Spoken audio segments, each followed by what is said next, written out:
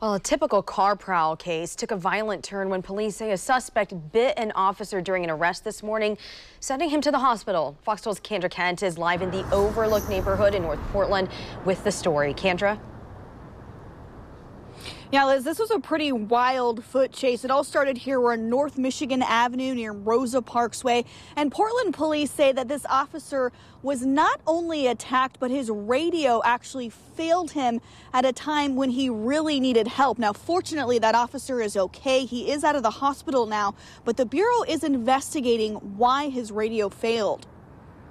Like he used knife for cutting those, but I tape it inside. I tape it. We roll the part here on top. Staples and tape. This is Feliciana Huerta's patch job after a thief broke in, stole her rosaries from her mirror, and cleaned out her glove box.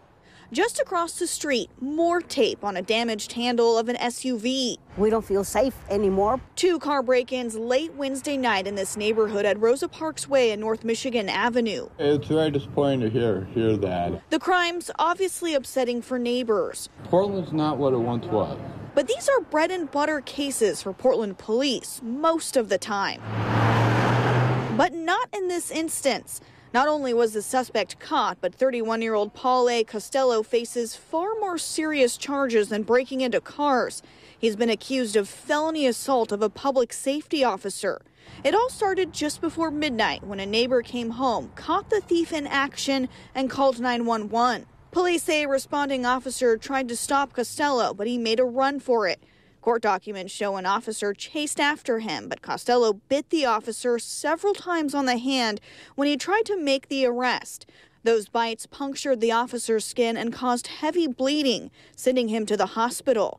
To make matters worse, police say the officer's radio had failed to work as he tried to get away from Costello. Eventually, more officers arrived and the chase was finally over. They catch it by the bridge. And even though her car may be a mess, Huerta is grateful her rosaries are back where they belong, thanks to police and the neighbor who called for help.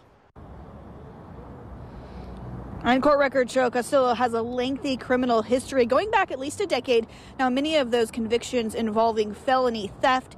He now faces more theft charges and criminal mischief in addition to that charge of assault on a public safety officer. And he will be in court later this month. Reporting live tonight in North Portland, Kendra Kent, Fox 12 Oregon.